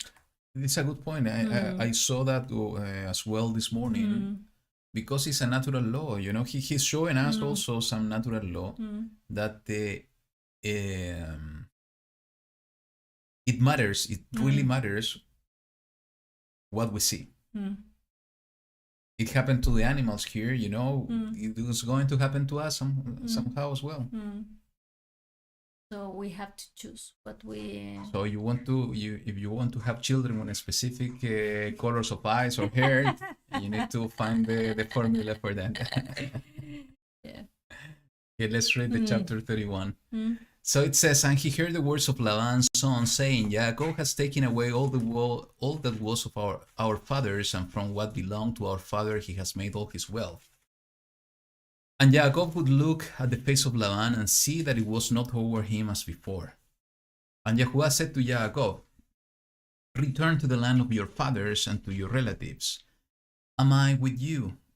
And I am with you. And Yaakov sent and called Rachel and Leah to the field to his flock, and said to them, I see your father's face, that is not toward me as before, but the Elohim of my father has been with me. And you know that I have served your father with all my strength. Yet your father has deceived me and changed my wages 10 times. But Elohim did not allow him to do evil to me. When he said this, the speckled are your wages, then all the flocks bore speckled. And when he said this, the streaked are your wages, then all the flocks bore streaked. So Elohim has taken away the livestock of your father and given them to me. And it came to be at the time when the flocks conceived, that I lifted my eyes and looked in a dream and saw the rams which lived upon the flocks were streaked, speckled, and mottled. And the messenger of Elohim spoke to me in a dream, saying, Yaakov. And I said, Here I am. And he said, Lift your eyes now and see. All the rams which live on the flocks are streaked, speckled, and mottled. For I have seen all that Laban is doing to you. I am the El of Beitel, where you anointed the standing column and where you made a vow to me. Now rise up, get out of this land, and return to the land of your relatives. And Rachel and Leah answered and said to him, Do we still have any portion or inheritance in our father's house? Are we not reckoned by him as strangers? For he has sold us, and also entirely consumed our silver. For all the wealth which Elohim has taken from our father is ours and our children's. Now then, do whatever Elohim has told you. And let's stop there for a moment. There is something that got my attention here. And, Jacob was serving for his wages 6 years. And, at the beginning, first time that I saw this story, I thought that all this negotiation that happened between Laban and Jacob happened in just in a specific time, and he removed the flocks and he went out. I know. But no, this happened during a period of time of 6 years. And what is saying Jacob is that during this period of time of 6 years, Laban changed the rules of the negotiation 10 times. Every time that the flocks were having the new ones. He saw that what was happening with the flock and how YaHuWaH was blessing Jacob, and he was changing again the rules. And he did it 10 times. And even during that 10 times, YaHuWaH was blessing Jacob. And he gave an direct instruction to come back. Now, when I saw this 10 times, I couldn't avoid thinking on something that Israel did, but it was the opposite. Let's go to the book of Bamidbar, Numbers, chapter 14. Let's read from verse 19 on what it says. Please forgive the crookedness. This is Moshe praying to YaHuWaH for the people, for Israel. Please forgive the crookedness of these people according to the greatness of your loving commitment, as you have forgiven these people from Mizraim even until now. And YaHuWaH said, I shall forgive according to your word. But truly, as I live, and all the earth is filled with the steam of YaHuWaH, for none of these men who have seen my steam, and the signs which I did in Mizraim and in the wilderness, and have tried me now, these 10 times, and have disobeyed my voice, shall see the land of which I swore to their fathers, nor any of those who scorn me see it. So It's kind of a limit. yeah, but it's not only a limit. In this case, I see Israel or the descendants of Jacob doing to YaHuWaH something very similar to what Laban was doing to Jacob. And I'm wondering if it was the connection, because Jacob was tempted and tried 10 times, and he overcame the test. And because he overcame the test, he was able to come back to the land. In this case, it's similar but opposite. The descendant of Jacob testing and trying YaHuWaH 10 times. And none of them managed to cross the Jordan and go to the land, to the promised land. So yeah, in one way, it's a kind of limit. 10 times, maybe it's the limit of patience. Yeah. But also, it's so kind of interesting that the temptation and test that came to Jacob also they were doing to like him. the 10 plagues. Also. Yeah, exactly. Before leaving, like before changing some situation, that you have like 10 trials. Like the 10 days of the assembly on the revelation that was going to be on jail or incarcerated. Yeah. So it's a kind of a test, and I'm wondering how this is going to be correlated to the Great Tribulation. Could it be that we are going to be tested 10 times, and we need to overcome these 10 times test? It could be. So let's continue. And it's so beautiful that a messenger appeared to him. He was given the instruction, go back. And I think maybe we know this story. We should instead of reading it to completely, because it's many verses, we can recap and summarize what's happening, because what I see here is what we said at the beginning is persecution. Laban was persecuting during the 6 years. He was persecuting Jacob. And even when Jacob decided to leave secretly, he was going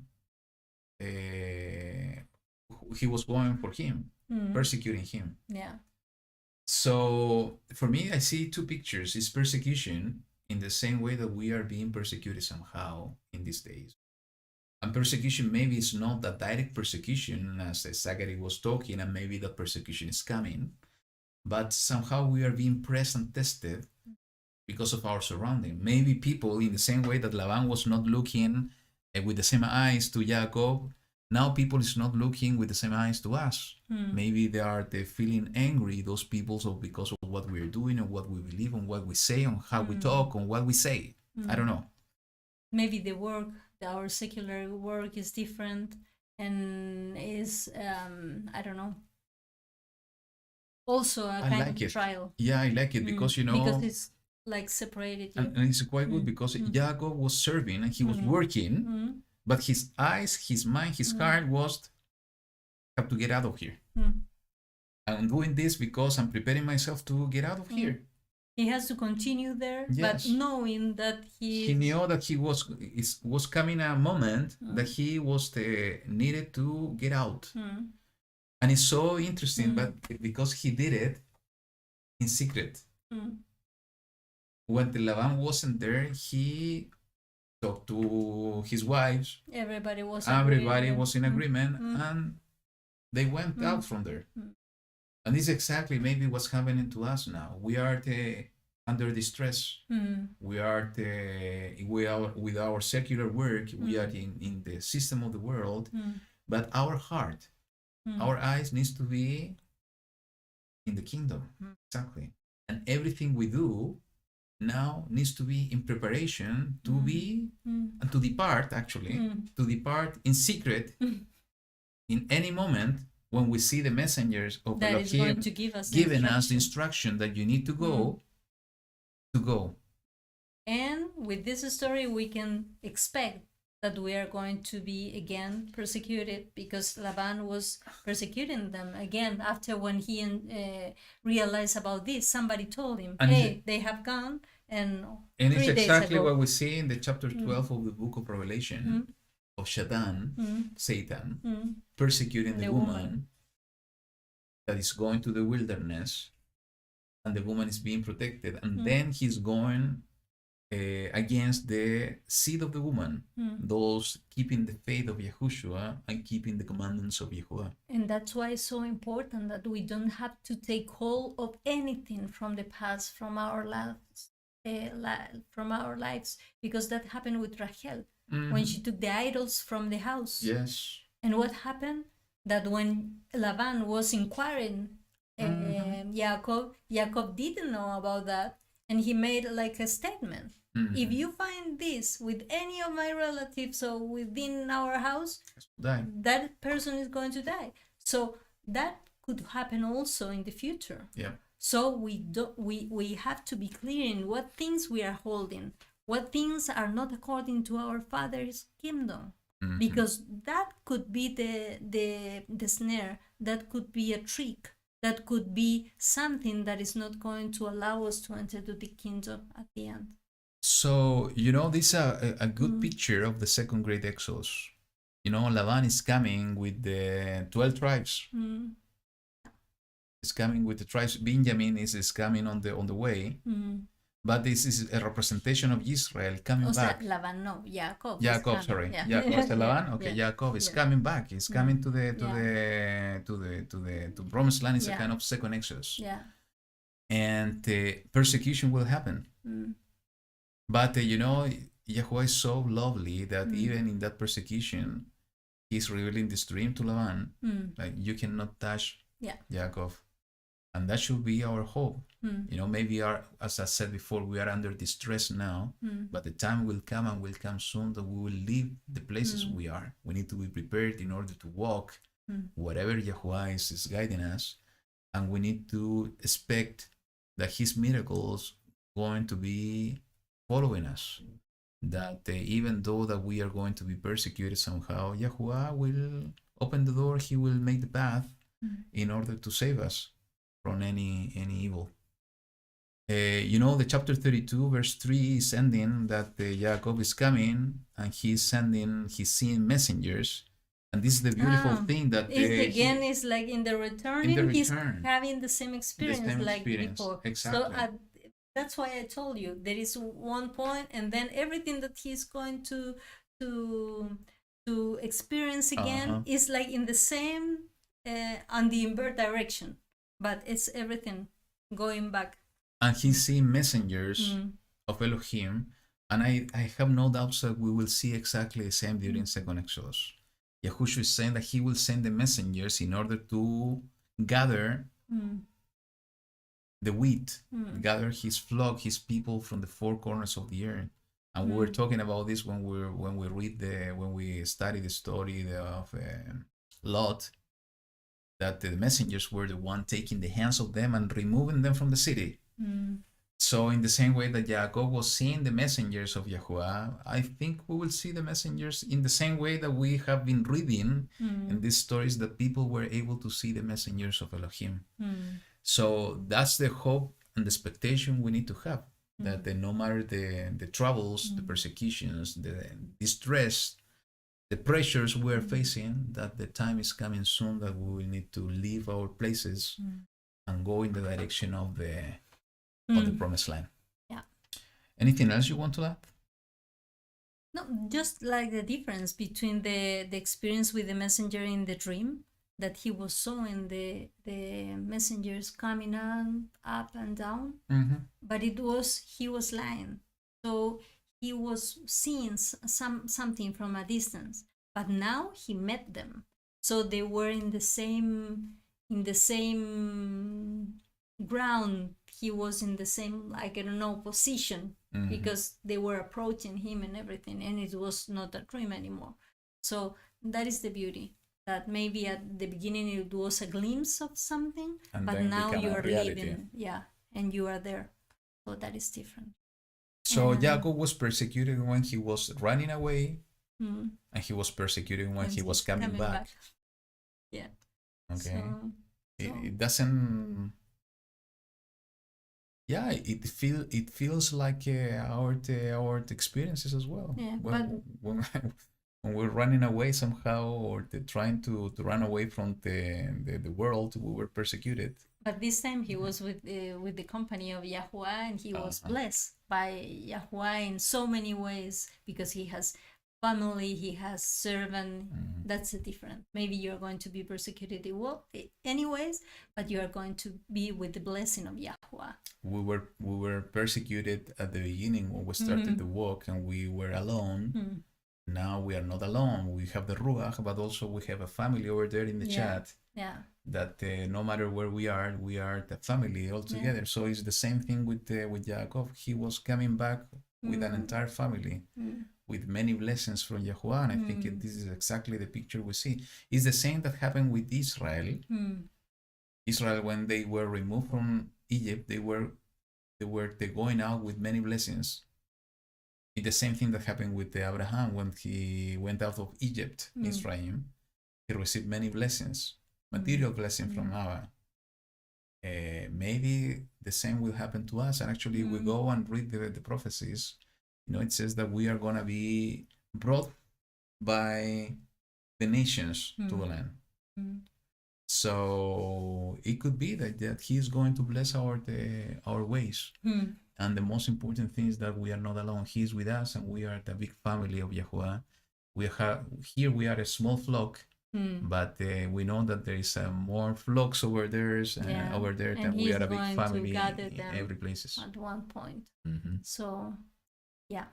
And I just want to wish and I hope and pray for each other, that, and each of you that are watching and hearing this, and that our prayers are so important, that even though we don't know what is happening with the rest of us, always pray for the rest, because sometimes we don't know what is happening in their lives.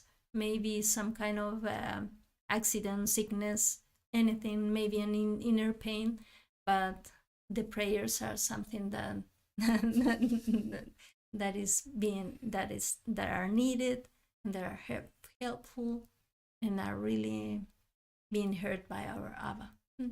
Good words. We pray for restoration, for the healing, for And Cornelia, and for solution for everybody. any troubles or difficulties. Yeah. For Amy, everyone. Annie, Karen, everybody there, Camila, and everybody, Shirion, DDK, all of you. Yeah. Okay, I think this is a perfect way to finish the broadcast today. Thank you, everyone, to Darraba in Hebrew for joining us today. It has been a blessing as always. And we hope we have been blessing you somehow with sharing our thoughts on the study of this portion. So we hope you will continue enjoying your Shabbat. You will have a blessed week. We'll see each other in next Shabbat. Karen, we have not forgotten to join your study. Yesterday we were so exhausted. We wanted to do it, but we were so exhausted that we didn't manage to do it. We need to. But we will find a place, and we will join, because we want to do it. We would like to be there. So thank you so much for the invitation, and thank you all of you for being here. YaHuWaH bless you. YaHuWaH be with you. And see you next Shabbat. Yeah. So we will end with a song. I have it prepared here, and let's see. Yeah, this one is beautiful. So till next week, YaHuWaH be with you all. Yeah. Shabbat Shalom. Shalom. Bye bye. Bye.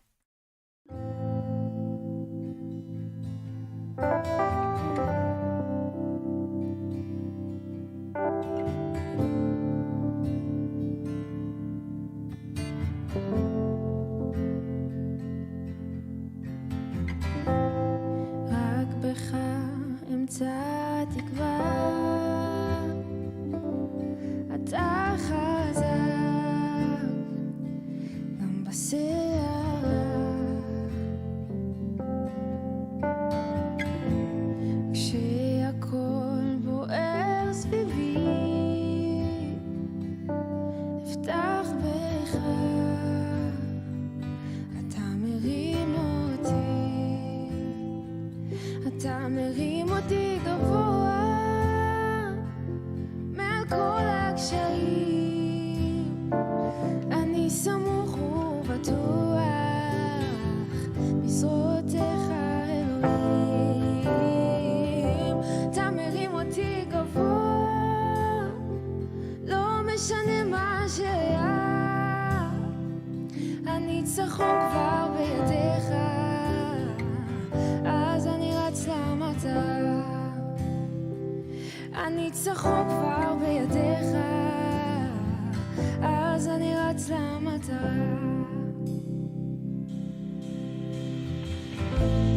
רק בך אמצא